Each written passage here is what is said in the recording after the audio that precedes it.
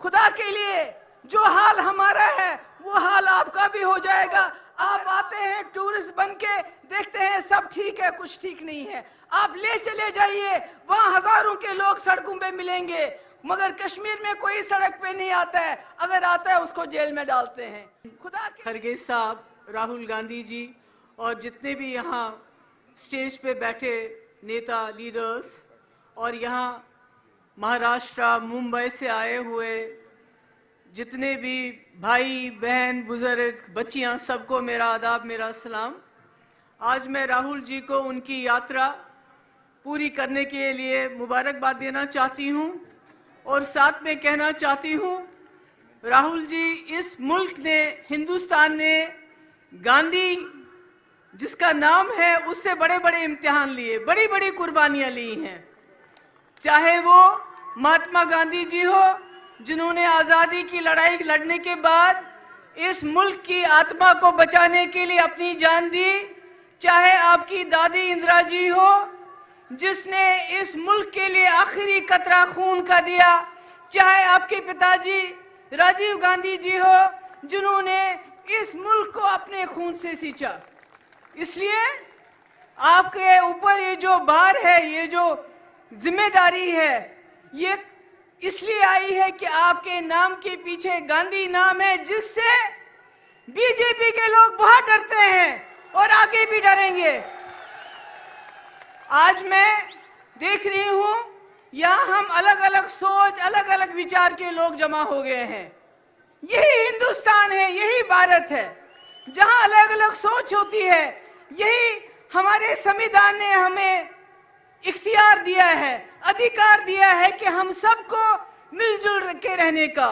मगर आज मैं आपको एक संदेश देना चाहती हूं। इलेक्शन आने वाले हैं, संविधान का सबसे ताकतवर हथियार आपका वोट आपके हाथ में है। आपने एक वक्त था सबसे प्रिय प्रधानमंत्री जो मेरी नजर में थी, इंदिरा जी को, जिसने 10 साल की उम्र में आजादी की लड़ाई लड़ी, जिसने बांग्लादेश को आजाद किया, जिसने अपना आखिरी कतरा खून का इस भारत के लिए दिया, उसको भी अपने वोट से आपने बाहर कर दिया। आपने 2014 में मोदी जी को चुना जिन्होंने कहा सबका साथ, सबका विकास, सबका विश्वास, जिन्होंने कहा मैं हर साल 2 करोड़ नौकरियां दूंगा, जिन्होंने कहा 15 लाख रुपए जमा करूंगा तुम्हारे खाते में, जिन्होंने कहा कांग्रेस 450 रुपए में गैस सिलेंडर देती है, मैं 400 में दूंगा, जिन्होंने कहा औरतों के साथ ज्यादती हो रही है, मैं उनकी रक्षा करूंगा, और आपने वोट दे दिए।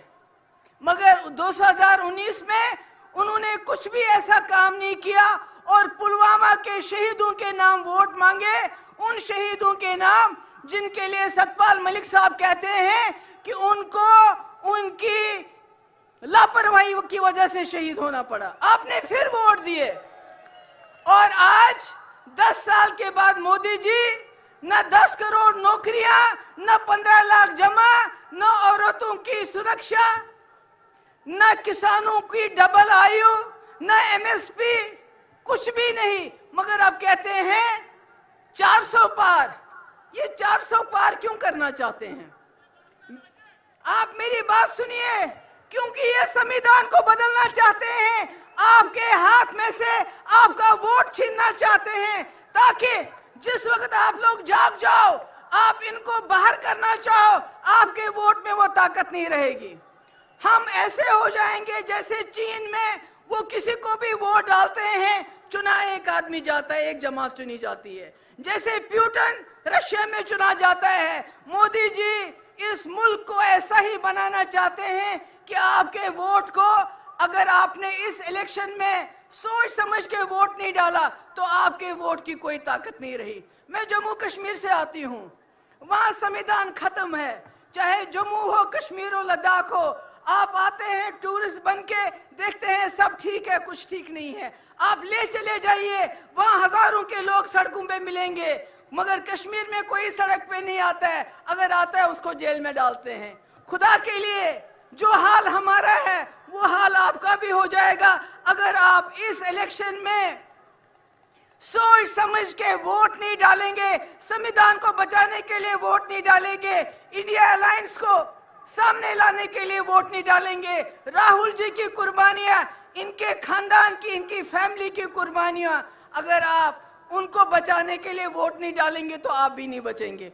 मैं आप सबकी बहुत शुक्रगुजार हूं। मुझे बताया गया 5 मिनट में बात खत्म करनी है। बहुत बहुत शुक्रिया।